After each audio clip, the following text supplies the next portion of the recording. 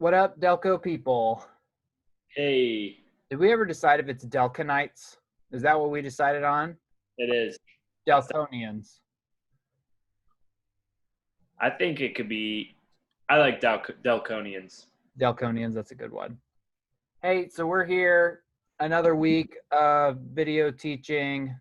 And we've just finished our series on Ephesians, which we're just really pleased with. We're actually beginning now a series on stewardship. Stephen, we are. Ecclesiastes. You said Ephesians, I Oh, think. I've done that more than once. Ecclesiastes. Different. If you thought this whole time we were doing a series on Ephesians, you're probably super confused. Those are very different books. We are starting a series on stewardship. Yep.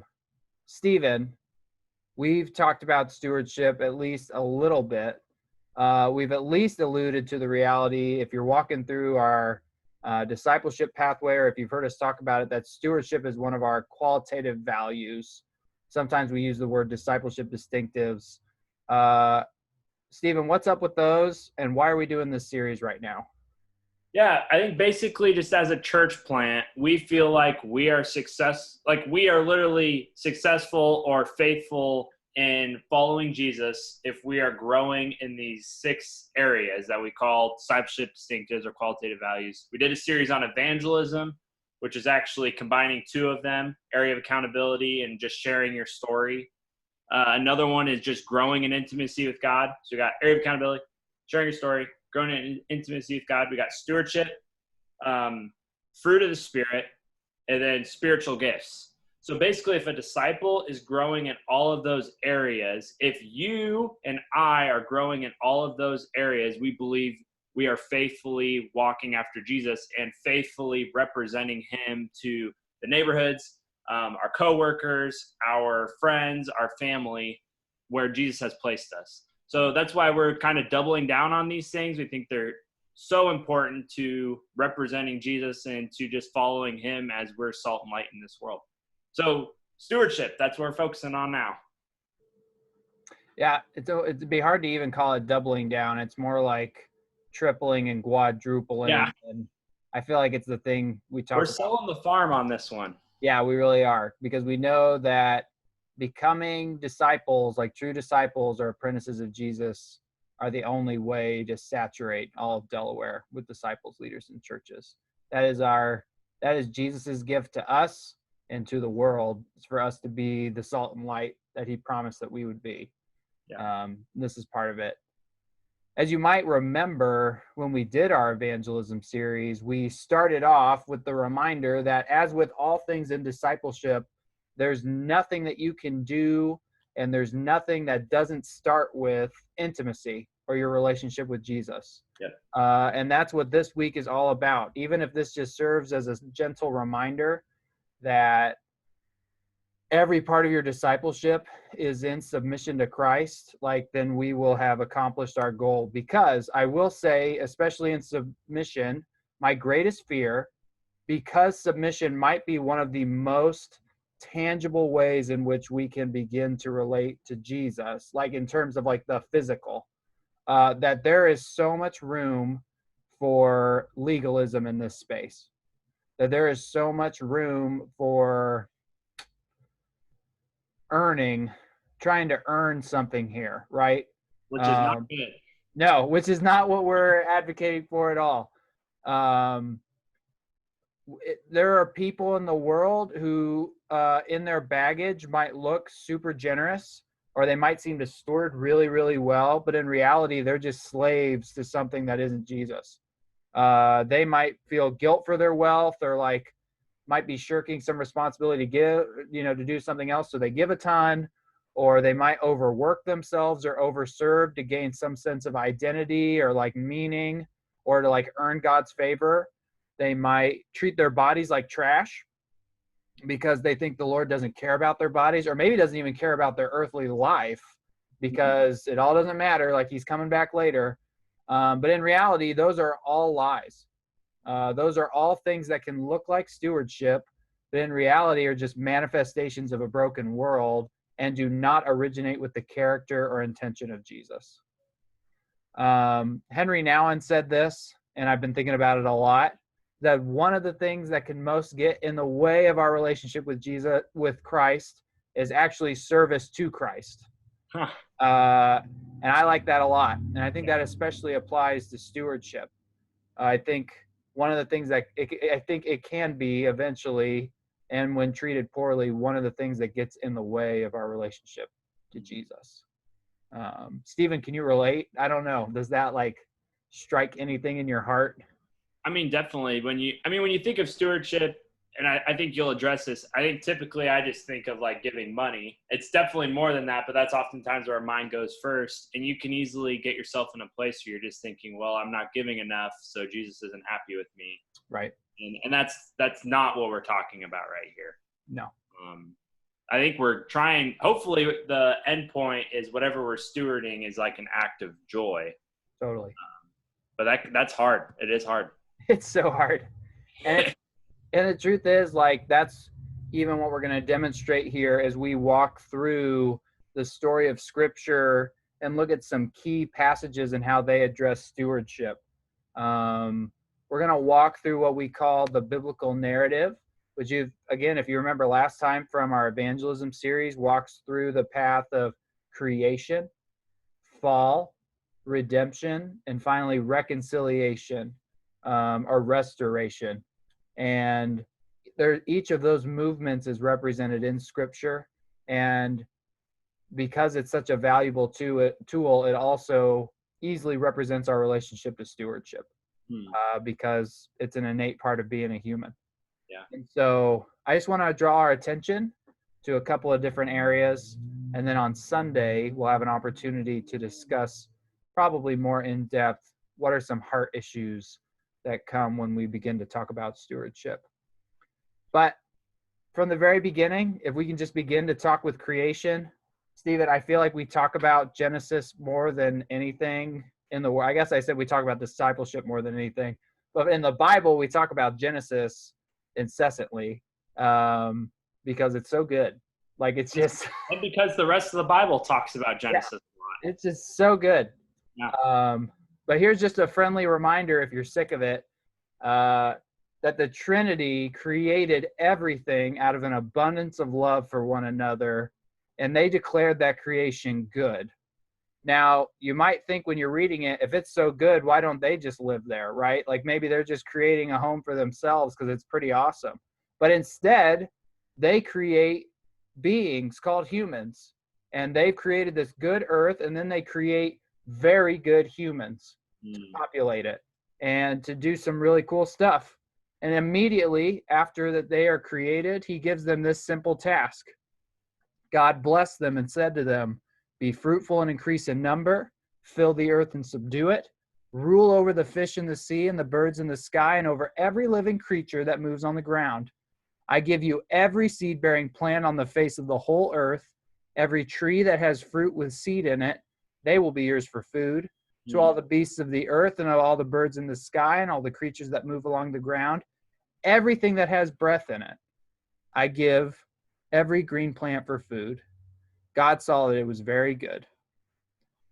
So we see immediately that God gives humans this pretty outstanding duty, which is to fill the earth and subdue it. And subdue is a really tough word. It's not actually even a very good transliteration into English for what we really would like to get to the meaning of. Really, the meaning that we would point towards in Hebrew, as my understanding of it, is to really bring out the fullness of something's creative beauty and potential. So if you look at a plot of land or a garden, you look at it and you see everything that's possible in it. And so God is looking at creation with humans and saying, look at that, let's do it. Right? Like we're going to be like a blank canvas kind of deal. Absolutely. Yes. Yeah. Like the creativity and the potential is endless. Let's co-work and create this together. We are in perfect relationship to one another. We are in perfect relationship to God. It seemed like the possibilities were endless, right? Yeah. And we see hints of that even in a broken and fallen world, and some of the great goods that we get to perceive. Like, just imagine multitudes greater, multitudes more generous, you know? And so here's just the key truth when we think about the original intent of creation for stewardship. God's original intention for us was to share in his character and to co-work with him to bring about a perfect world of justice, peace, and beauty. That was the original intent. That's what we were headed for. And that's the way the world was designed to be. No place is the world ever called evil. No place is the world ever even called like necessarily corrupted. It says rulers are corrupted. It says that there's a king of this world called Satan. But at no point is creation ever said to be evil. It's good. That's still our intention. That's still what we're called to. However, there's this stupid chapter in Genesis called Genesis chapter 3. And it kind of puts a kink in the whole narrative, where humans have chosen then to defy God's will and define good and evil for themselves. When he told them to follow my will, follow my commandment, and do this, they chose to do the opposite. And from that point onwards, in their freedom, humans have always struggled to choose God's desire for good and not their own, choose not to define it for themselves. So now we see actually what I would say is the like really English version of subdue. Now, not only does subdue mean to bring out the good and creative purposes of a good creation, but now we see that there is potential to bring about evil as they subdue creation. That we are really going totally against God's purposes as we are multiplying over the earth, which is exactly what humans do. In Genesis 6:5, not long afterwards, it says the people of the earth do multiply all over the face of the earth. Exactly what God said they would do. But instead of bringing about the creative goodness that was possible, they spread corruption and they steward the world towards corruption, to the point where in Genesis 11, they actually like steward creation to create a tower and challenge God, right? Like they use the goodness of the world and they make a quarry and they create stones and they build this tower and they say, now we're like God, right? Like talk about a joke in terms of what God's intention for creation is. The people he created to co-rule with him in his image are now using his creation to challenge him. It's just sad. I have like a picture in mind. It's like if at the beginning, let's say God created you and I, Jordan, and he gave us this like blank canvas and he gave us all of our art supplies and said, make something beautiful. And then what I responded with is I like take the paintbrush and I stab you with it and I and then I'm like, I'm going to wield these paints and go challenge the Lord because I get to rule this place. Totally. Yeah. I mean, I think that's a totally apt description of just how off the rails creation, the people God created went. Just absolute corruption. As a result, even we see in Genesis 6 that the Lord actually shortens the length of man's days, which, regardless of the literal nature of what that means, at the very least, the message that we're hearing is if men could live forever, they would do evil forever, right? Like they'd make a lot of bad paintings. Yeah, they have the capacity for just endless amounts of evil, pretty much. And so we see how God, in his foresight, effectively limits the capacity for humans to do evil, and then, but unfortunately as well, by extension, good. You know, you get both parts of that. We're kind of on even playing fields, I suppose. And so the key reality of this is, if our original intention was to bring about a world of justice, beauty, and peace, instead, we often choose to go against God's character, and our inability to steward God's resources the way he wants us to often brings about injustice, war, and iniquity. or poverty or whatever. I mean, really, every human evil I think you could trace back to poor use of stewardship in one way or another, going against God's character. That's really the story of Genesis 1 through 11, this creation fall narrative. But there's good news. There's hope, even when it doesn't feel like there should be. We're quickly introduced to this family, this man named Abraham, and we're told immediately that Abraham is going to be made into a great nation. And we anticipate in the story that from Abraham and his family, it will be exactly what he says, a nation that will be made great. Although in the back of our minds, we are immediately reminded, like just one chapter ago, there was a great nation that tried to challenge God, right? So we do have this question of like, what is this nation going to be like? And will it actually be a nation that comes to really choose to serve God or not, right?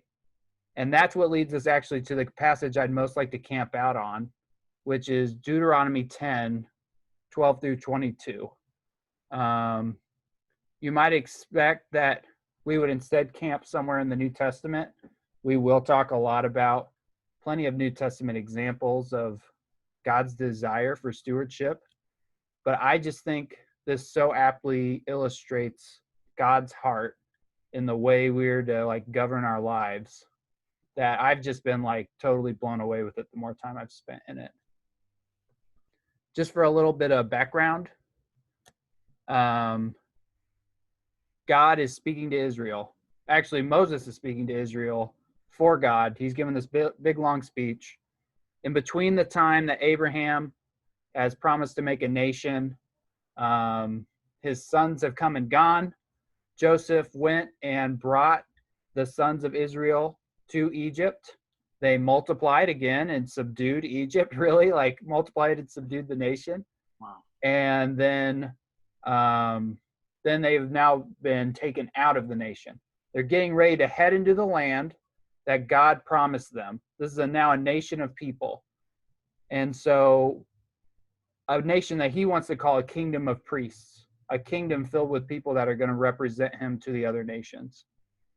And so he's talking to them. There's just so much to unpack here. I'm going to read. Actually, Stephen, would you read? Are you at Deuteronomy? Yeah. Could you read Deuteronomy 10, 12 through 22, please? Yeah. And now, Israel, what does the Lord your God require of you but to fear the Lord your God, to walk in all his ways, to love him, to serve the Lord your God with all your heart and with all your soul, and to keep the commandments and statutes of the Lord, which I'm commanding you today for your good? Which I'm commanding you today for your good. Behold, to the Lord your God belong heaven. I'm struggling here. Behold, to the Lord your God belong heaven and the heaven of heavens, the earth with all that is in it. Yet the Lord set his heart in love on your fathers and chose their offspring after them, you above all peoples, as you are this day. Circumcise, therefore, the foreskin of your heart, and be no longer stubborn. For the Lord your God is God of gods and Lord of lords, the great, the mighty, the awesome God who is not partial and takes no bribe. He executes justice for the fatherless and the widow, and loves the sojourner, giving him food and clothing. Love the sojourner, therefore, for you are sojourners in the land of Egypt. You shall fear the Lord your God. You shall serve him and hold fast to him, and by his name you shall swear. He is your praise. He is your God, who has done for you these great and terrifying things that your eyes have seen. Your fathers went down to Egypt, 70 persons, and now the Lord your God has made you as numerous as the stars of heaven. Normally we would have had you pause the video and read that, but honestly, I wanted to hear it again. It's just so good. I just have 4 quick points that I want to point to in this passage that relate to stewardship, all of which I hope that we'll dive deeper into on Sunday, but each of which are just such deep and truthful realities for what we're going to be talking about these next 6 weeks that I hope we can really be formed in this area. One, God's own. Thanks. I thought you were going to ask for. Sorry. No. One. One, a one, like the count. God's ownership of everything is not displaced by our actions. He's given us the opportunity to obey. He's given us the freedom to not obey. But as you can see, regardless of what we've done, he describes himself as King of Kings and Lord of Lords and God of gods. And heaven and earth belong to him, even the highest heavens. He has no problem whatsoever being like, this is mine. Everything in the earth everything on earth belongs to me. Our evil doesn't take that away. And all we can do in response to that just blanket truth, is always be asking the question, will I use what I have possession of for the Lord or for my own wishes? Like, it's the same question we ask every day in terms of following the will of the Lord. But am I going to use these things, or am I using these things to further the Lord's good or whatever I think is good? Because he owns it, no matter how much you paid for it, no matter how much you like it, no matter how important it is to you, doesn't matter. Like, everything belongs to him. So now what do you do? That's really like the question we ask. Yeah. About God's ownership of everything. And that's just kind of, in a materialistic world, I think that's really hard to get our heads around. Ownership means a lot to modern Western people, I think. I don't know. Does that seem weird? No, I think it makes a lot of sense. I'm even just like looking at this. This was like from the Henrys. This is on the table. It's a zucchini, and I'm just thinking of how, like, the Lord gave this to me. It's ultimately his, and I could do multiple things with it. Like, I could feed my family. I could give it to someone else, feed someone else. I could harvest the seeds and plant them. I don't know what bad things you could do with the zucchini. I guess you could hit somebody with it. I'm sure. I guess what I hear you saying is that there literally everything can be used for kingdom purposes, or to kind of like raise our fists to the God who's the King of Kings. Absolutely. Yeah. I think it's Tim Miller that says that all people are his by creation and his a second time by choice. What does he always say? They're his by creation and then his by redemption, or something like that. Yeah. I've thought about that a lot. Yeah. Yep. Anyway, number two. Our stewardship is for our sake, but also for the sake of those around us. And he gets at this in this passage when he says, I am the one who defends the cause of the fatherless and the widow. I love the foreigner residing among you, giving them food and clothing. You, Israel, are to love those who are foreigners, because you know what it's like to be a foreigner, right? I just brought you out of Egypt. What really strikes me when you read the law, which is God's original intention for a nation, like his people, that shows his heart in many ways. There is no room for poverty in Israel. Multiple times he says, there will be no poor among you, because you're going to be taking care of each other. And when I hear stuff like that, I kind of get like weepy, to be honest. Yeah. I was like, we had such a good game plan as people. Well, that's what's beautiful about the church in Acts 4, where it says there's no needy person among them. That like when the Holy Spirit dwelled in his people, it was fulfilling what God intended, like in this passage, in this time. Yeah, it's stunning. And so if we know Israel was supposed to take care of its poor, by extension, if you're just thinking, where do you think the fatherless and the widows were supposed to get a family, and the foreigners were supposed to get food and clothing? From the people of Israel. Like, he's extending this invitation of justice to all these people and just letting them know these are the people who are included. Like, this is what the nation of Israel is going to be about. It's going to be so self-sacrificing in its character that even the foreigner will be made to feel like family. Widows, orphans are going to know what it's like to be loved deeply and innately, even without parents or spouses, because that's what Israel's going to be like. It's just that generosity was supposed to be in the innate culture and outgrowth of the hearts of those people. And if that's not a critique for the modern church, I don't really know what is, to be honest. Yeah. Um, You're saying so stewardship has everything to do with justice. I think it's primarily a justice issue. Yeah. I didn't consider that, but that makes so much sense. I mean, oh yeah, I think it's when you think about things like global debt or there's a lot of issues that would make it a justice issue. But yes, I do think it is absolutely a justice issue. So two, it's for us and it's for the needy and those around us. Number three, our generosity and stewardship is always linked to God's own generous character. And we alluded to this in the beginning, but any amount of stewardship or generosity, or even things that look like stewardship or generosity, that don't actually flow from the security of knowing God's character and his intention for your life, are not actually stewardship. They are in some way legalism. And the Lord will use that and he'll work with you in the midst of that. But just to let you know that the best way to give is, as Paul says, is in a joyful heart in 2 Corinthians 9. And a joyful heart and a glad heart only really comes from just the knowledge of God's character and his intention for your life. He's what God says about himself. He's the one that you praise, Israel. I'm your God. I performed for you these great and awesome wonders that you saw with your own eyes. And your ancestors who went down into Egypt were just 70.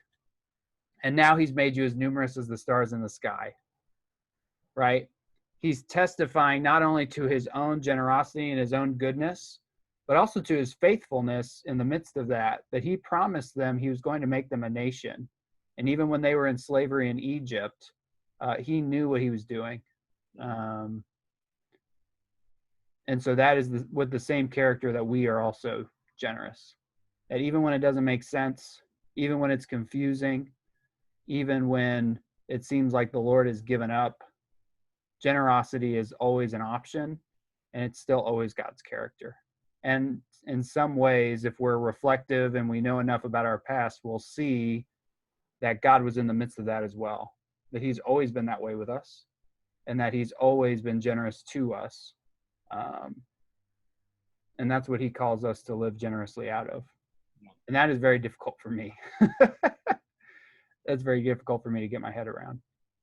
Yeah, that's one of those things that's easy to believe with your mind, but your heart just rears its head against. Absolutely. Here's the last thing. Number four. The requirement for growth in stewardship is only ever relationship.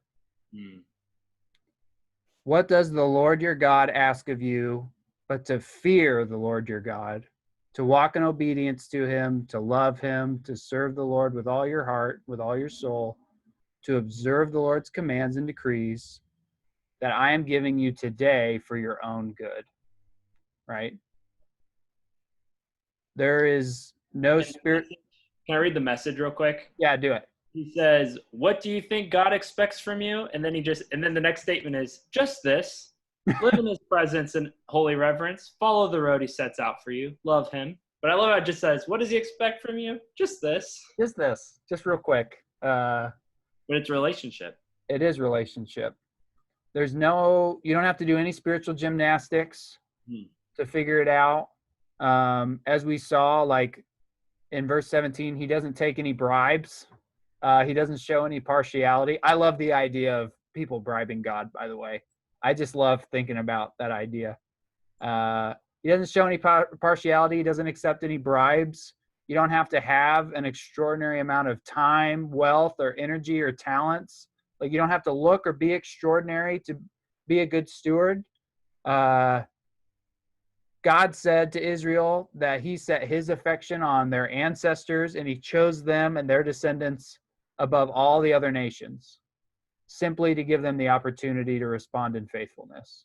He could have chosen any other person to create any other nation.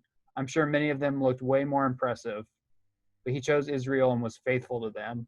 And his only expectation is a relational faithfulness in response. And that's all you need to start down the path of faithfulness and stewardship. And as an extension, I hope this doesn't seem like too much of a leap, but if you've even perused the New Testament in a casual reading, I don't think it's hard to see the parallels between Jesus' call to the church and God's call to Israel in this passage. That in the same way that he was asking Israel about these things, God's ownership is still not displaced by anything that's happened. Our stewardship is still for the sake of those around us, if not even more so because of the life of Christ and the character he demonstrated. That our generosity is still linked to God's generous character, if not for the very least that he sent his only son to sacrifice himself for us and give us forgiveness of sins. And that the requirement for our growth is still just relationship with Jesus as the Holy Spirit continues to grow us day by day and as we lean into what he has for us. This passage is really powerful for me. It's become very meaningful in just a very short amount of time. God's call to us is to continue to newly form creation and fill it today, because today does matter, with justice and beauty and peace. The people of God have to take every opportunity to co-work with God to create this world. And we do that unendingly until Jesus comes back. And just keep going at it. So Stephen, what does this have to do with our upcoming series? Does this relate in any way? Yeah, what I heard you doing, Jordan, is you kind of were just unpacking how we see the story of the Bible and how it relates to stewardship. How I heard you say that, like, we are created to steward, to rule, to bring order and beauty in this world. We did the exact opposite, and God in his generosity is still like extending us the paintbrush and saying, like, I died so you could have a second chance to do this. To clothe the naked, give family, to provide family to the orphan.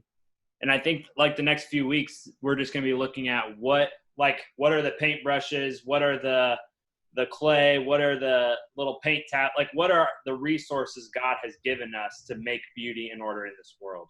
We're going to be looking at relationships, like thinking, I don't know, maybe it's wrong to think of relationships as a tool, but I mean, they are like a redemptive tool in a sense. Like, redemption, justice happens in relationships. Talk about money, of course, our bodies.